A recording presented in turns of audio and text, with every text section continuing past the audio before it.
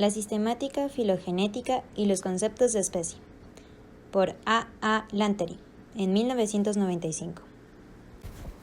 En cuanto a taxón nos referimos a especie, podemos aludirle tres conceptos diferentes, aunque estrechamente relacionados.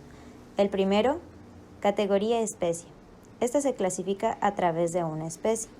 El segundo, taxón especie, poniéndole así a la especie un arreglo binomial, es decir, género-especie. Y por último, bioespecie. Son grupos de organismos que se supone que existen en la naturaleza más allá de la capacidad de los taxónomos para reconocerlos. La escuela que predomina en este campo de la taxonomía desde los 80s es la sistemática filogenética, la cual nombra principios fundamentales como la existencia de un orden jerárquico. Ese orden se representa normalmente en cladogramas. Los taxones pueden ser monofiléticos. Esto quiere decir con ancestros.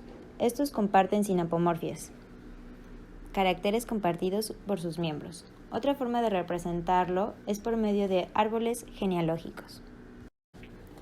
La diferencia entre especie y taxones superiores es que los taxones superiores carecen de una relación estrecha, pero aún así tienen continuidad, como lo tenemos con nuestros muy lejanos ancestros, las ascidias, y estos a su vez con reptiles, peces, aves o anfibios.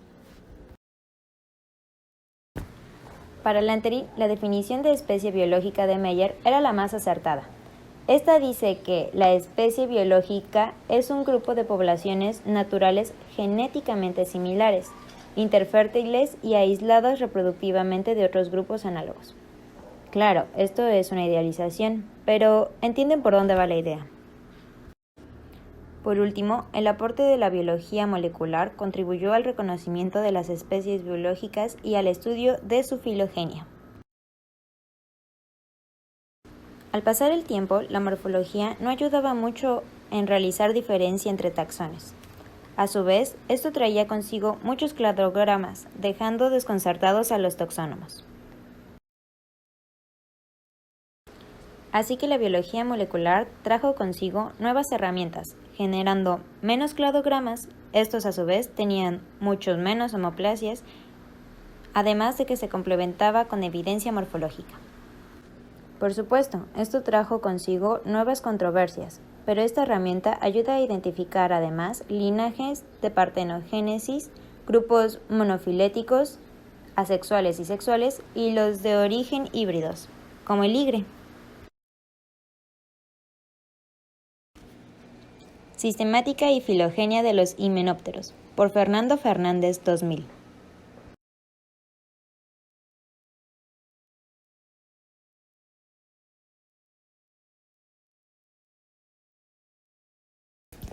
La familia de los himenópteros está representado por hormigas, avispas y abejas.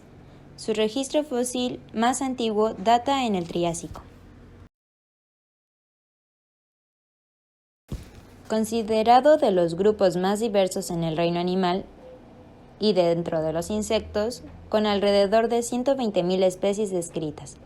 Su importancia radica no solo en el número, sino en sus funciones y adaptaciones ecológicas, como la polinización, controlador de poblaciones de artrópodos, ya que estos los parasitan, y su estructura dinámica de suelos y árboles. De las características de la familia Hymenoptera más relevantes es de que es un grupo monofilético, además de que presenta apomorfias, como las alas, los cuales no estaban presentes antes en su ancestro, y al menos una apomorfia en su estado larval. Además de su haplodiploidía, en otras palabras, los huevos fecundados son diploides, estos se desarrollan como hembras, y los no fecundados son haploides, los cuales se desarrollan como machos.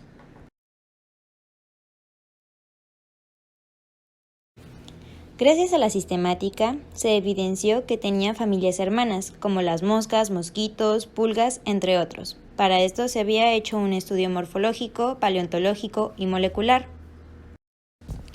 ya que estos anteriormente se clasificaban en tres grupos: Symphita, Parasitica y Aculeata.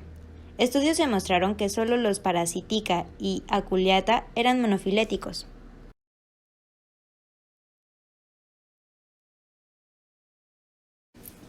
La morfología más las técnicas moleculares y caracteres internos les dio una nueva perspectiva a la filogenia y clasificación. Pero en la actualidad, no solo esta familia, sino que muchos invertebrados enfrentan dos grandes problemas: la disminución de su ecosistema y la extinción de estas especies y muchas otras que no se han nombrado o descubierto aún.